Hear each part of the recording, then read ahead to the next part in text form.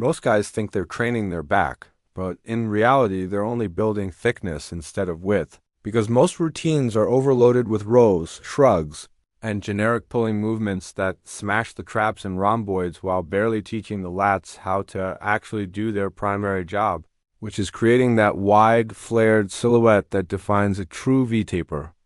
And that is why so many physiques look strong from the side, yet completely underwhelming from the front, lacking that cobra-like presence that makes a body look powerful even at rest.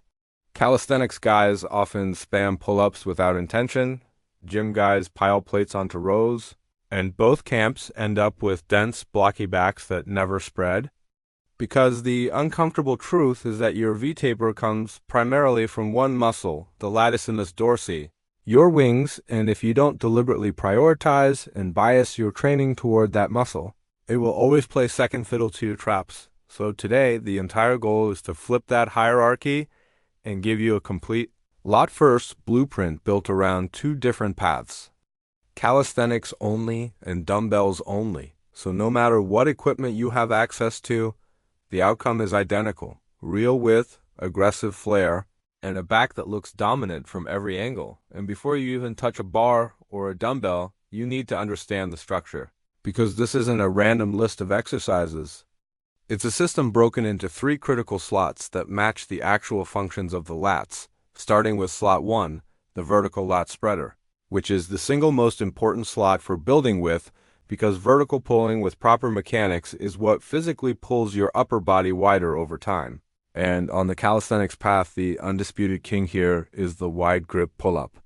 Not performed casually, but executed with precision by gripping wider than shoulder width, initiating every rep by depressing the shoulders to lock the lats in, then driving the elbows down toward the back pockets while lifting the chest to the bar, squeezing hard at the top, and lowering under slow, deliberate control to milk the eccentric stretch where most of the growth actually happens, while completely abandoning the chin over bar mindset that turns the movement into a biceps exercise and steals tension from the lats.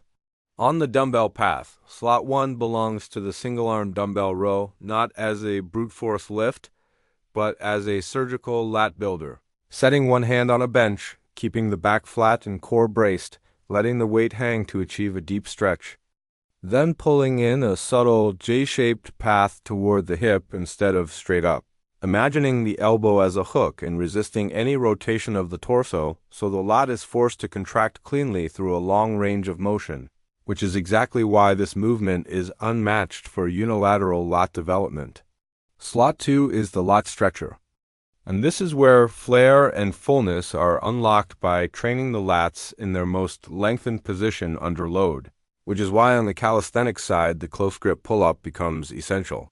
Gripping inside shoulder width with either a pronated or neutral grip to allow a deeper stretch at the bottom and a stronger contraction at the top. Letting the shoulders rise slightly at the bottom to fully lengthen the lats, before forcefully driving the elbows down and back and pulling the chest to the bar, and for advanced lifters adding a knee tuck to increase core demand and funnel even more tension into the lower lat fibers. The dumbbell equivalent in this slot is the classic dumbbell pullover. Performed with the upper back supported on a bench, elbows slightly bent and locked in place, lowering the weight slowly behind the head to feel an aggressive stretch across the lats. Inhaling deeply to open the rib cage and maximize expansion. Then using the lats, not the chest or triceps, to pull the weight back in a controlled arc while protecting the shoulders from excessive range. Because very few exercises build that overhead lat sweep and rib to hip connection like this one. Slot 3 is the horizontal lat driver, which completes the V by building density and detail in the lower lats that pull the taper all the way down toward the waist. And for calisthenics, this means a lat-focused inverted row, setting up under a bar and pulling not to the chest, but to the waist, driving the elbows down and back rather than flaring them outward, elevating the feet to progressively overload the movement, and chasing strict fatigue in the lower lats instead of chasing reps. While on the dumbbell path, the chest-supported row takes over, lying face down on an inclined bench so momentum and trap dominance are eliminated. Letting the dumbbells hang for a stretch, then pulling toward the hips, squeezing the lats for a full second at the top, and lowering under a slow 3-second negative because contraction quality, control, and intent matter far more than how heavy the weight is. When you combine these 3 slots vertical spread for width, deep stretch for flare, and horizontal drive for lower lat, detail, you stop training your back like everyone else and start training your lats on purpose. And whether you choose the bodyweight path or the iron path, the principle never changes. Prioritize the lats first. Execute each movement with the correct cues. Apply progressive overload over time, and your back won't just get stronger. It will transform visually, creating a sharp, unmistakable V-taper that serves as the foundation for a physique that looks powerful, athletic, and dominant from every single angle.